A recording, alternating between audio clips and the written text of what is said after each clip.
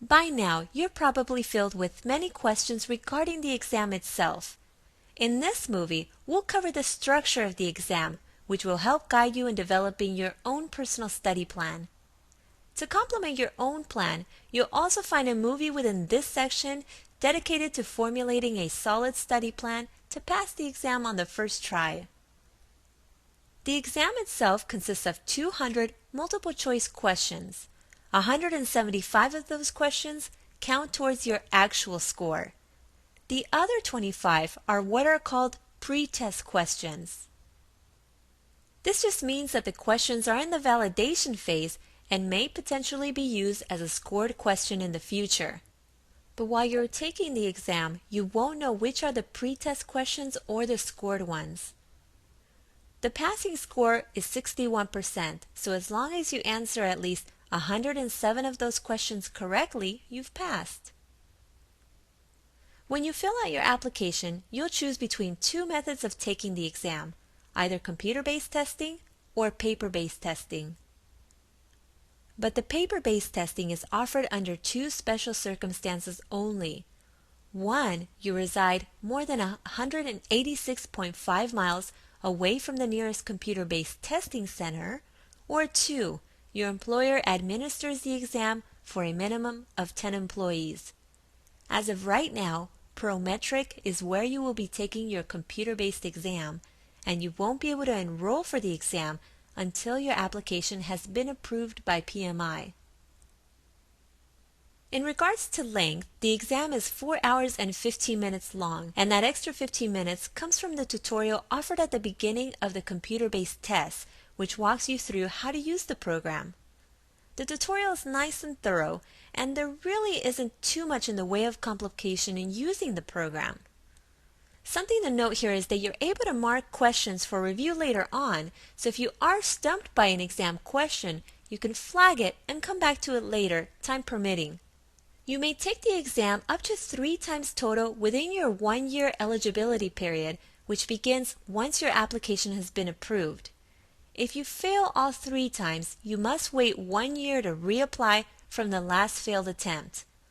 Although you must wait to reapply, you don't need to wait to apply for another certification, such as the CAPM.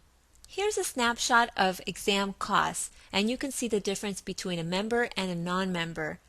I would like to point out that becoming a PMI member and registering for the exam as a member is actually cheaper than taking it as a non-member. PMI openly gives you the exam blueprint, letting you know how many questions are included from the 5 process groups and professional and social responsibility. Here, you can see that the majority of the questions come from planning, executing, and monitoring and controlling. But given that the majority of the processes fall within these process groups, it really makes logical sense that a larger chunk of the questions would come from these domains. Let's take a look at a sample exam question so that you're familiar with the structure. You're presented with a question and 4 possible answers. You'll never see an option that says all of the above or none of the above or a 5th potential response. If you're currently using other study material that presents you with these options, I don't recommend using that material. The reason is that PMI has you select the best answer out of the 4. So as I mentioned earlier in this course, you'll come across some questions that have 4 right answers, but there will be one that PMI suggests you follow first. Let's take a look at this question here. It says, the following are characteristics of a project except repetitive and ongoing, temporary, have a definite beginning and end, result in a unique product or result. If you selected repetitive and ongoing, you're correct. We sometimes have a habit of scanning a question quickly and missing key words. There will be several questions that use the words except or best. Sometimes it'll ask you for the next thing to do, so it's important that you pick up on those key words. Other times, you'll get very long-winded questions explaining complex scenarios. These additional details are usually excess information meant to distract you, so make sure you focus on the core question. Throughout the course, we'll look at several examples per section. Practice exams really help you in working through small testing errors and help you become accustomed to the style of the exam questions. I recommend taking at least one full-length practice exam before taking your official exam.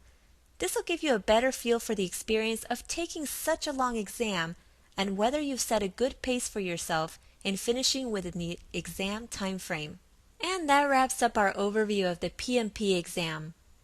Be sure to take a look at the movie titled Study Tips at the end of this course, which provide other guidelines and helpful tips to use during the exam.